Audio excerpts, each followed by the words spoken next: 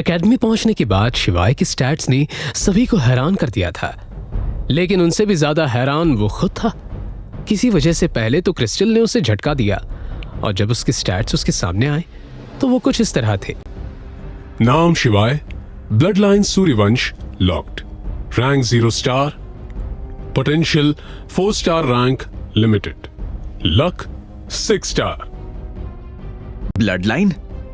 आखिर क्यों? क्या यहाँ सभी ह्यूमन ब्लड लाइन से नहीं है?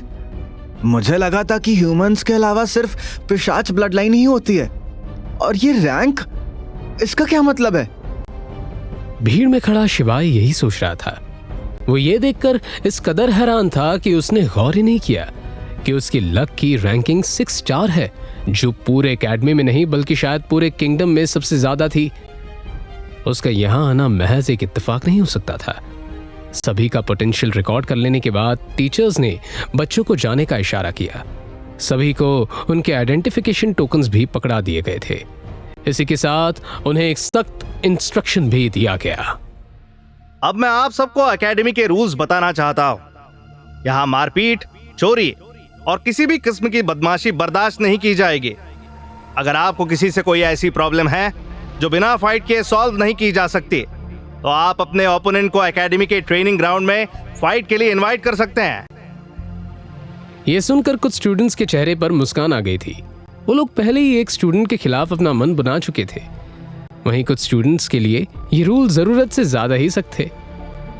लेकिन आपके लिए एक अच्छी इंफॉर्मेशन भी है मेरे पास।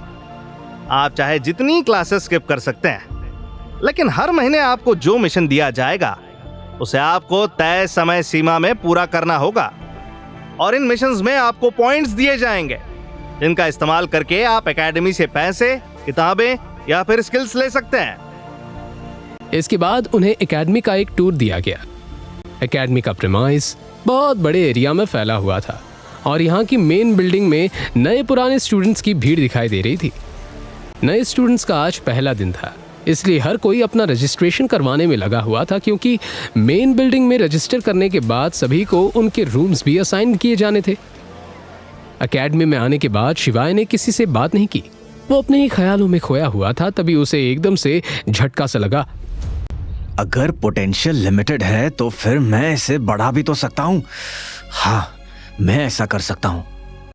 वो इस बारे में प्रोफेसर गौरांग से डिस्कस करना चाहता था, लेकिन उसे लगा कि शायद उनके रिश्ते को देखते हुए कुछ वक्त इंतजार करना ही बेहतर होगा।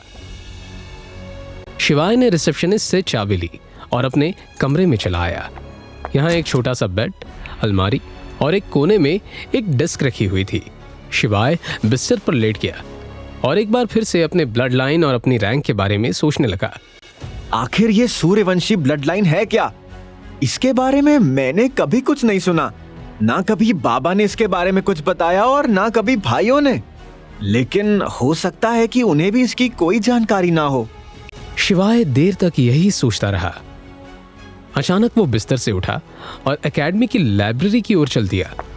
इस लाइब्रेरी में 4 फ्लोर्स थे और हर फ्लोर पर अलग अलग रैंक की कला और स्किल्स की बुक थी। शिवाय ने पहले फ्लोर पर खोज करनी शुरू की, क्योंकि अभी उसे बाकी किसी फ्लोर पर जाने की अनुमति नहीं थी। बाकी फ्लोर्स पर जाने के लिए उसे पॉइंट्स की जरूरत थी, जो सिर्फ मिशंस पूरे करके ही पाए जा सकते थे। उसने सबसे पहले सूर्यवंशी ब्लड लाइन पर किताबें ढूंढने की कोशिश की, लेकिन उसके हाथ कुछ नहीं लगा। अचानक शिवाय को कुछ अजीब सा लगा, जैसे कोई इस लाइब्रेरी में छुपा हुआ है और उसे फॉलो कर रहा है। शिवाय ने फौरन पीछे मुड़कर देखा। थोड़ी दूर पर उसे एक आदमी दिखाई दिया, जो यहाँ का लाइब्रेरियन था और लगातार शिवाय को देखे जा रहा था। ये पता नहीं कब से मुझे ऐसे ही देख रहा है। आखिर चाहता क्या है ये? लेकिन फिर शिवाय ने उसे इग्नोर करना ही ठीक समझा और फिर वो सूर्यवंशी ब्लड लाइन के बारे में किताबें ढूंढने लगा। शिवाय को इंसानी ब्लड लाइन की कोई किताब नहीं मिली, लेकिन पिशाच के ब्लड लाइन से जुड़ी कुछ किताबों पर उसकी नजर गई। शिवाय ने उनमें से कुछ किताबों को लिया और एक बुक शेल्फ के पीछे चला गया, ताकि वो उस लाइब्रेरियन की नजरों से दूर रह सके। इसके बाद शिवाय वहीं फर्श पर बैठा रहा और वो किताबें पढ़ने लगा। रात कब बीत गई शिवाय को पता ही नहीं चला।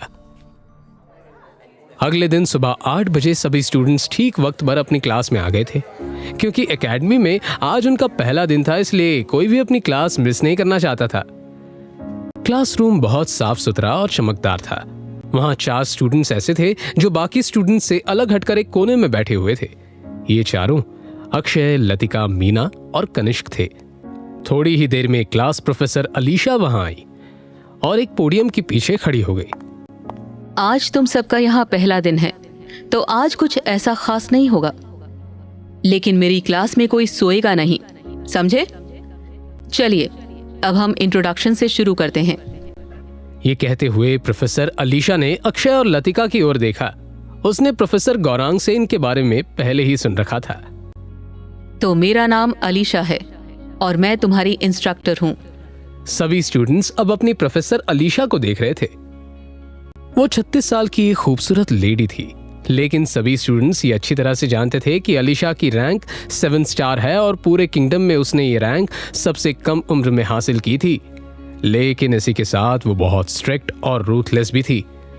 अलीशा ने एक नज़र अपने स्टूडेंट्स पर डाली और फिर उनकी अटेंडेंस लेनी शुरू कर दी। कुछ स्टूडेंट्स का नाम लेने के बाद उसने शिवाय का नाम पुकारा। उसे कोई जवाब नहीं मिला। शिवाय। एक बार फिर उसे कोई जवाब नहीं मिला। माना कि क्लास में आना जरूरी नहीं है, लेकिन मेरी पहली क्लास में एब्सेंट। शिवाय, वही 4 स्टार पोटेंशियल वाला लड़का। ये नाम तो मुझे याद रहेगा। कुछ देर बाद क्लास खत्म हुई और अलीशा भी वहां से चली गई।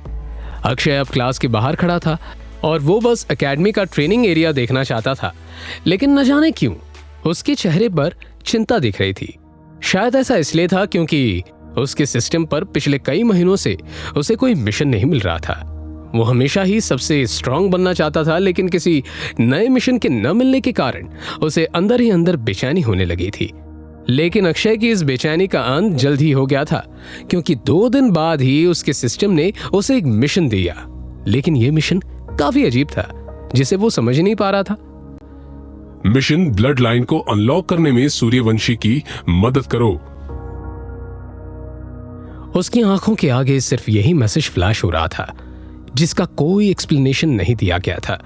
इस बार के मिशन के लिए सिस्टम ने उसे हर बार की तरह कोई टाइम लिमिट नहीं दी थी और ना ही सिस्टम के मैसेज को वो सही से समझ पाया था। आखिर क्या है अक्षय के सिस्टम का रहस्य और क्या वो शिवाय के बारे में जानने में कामयाब हो पाएगा?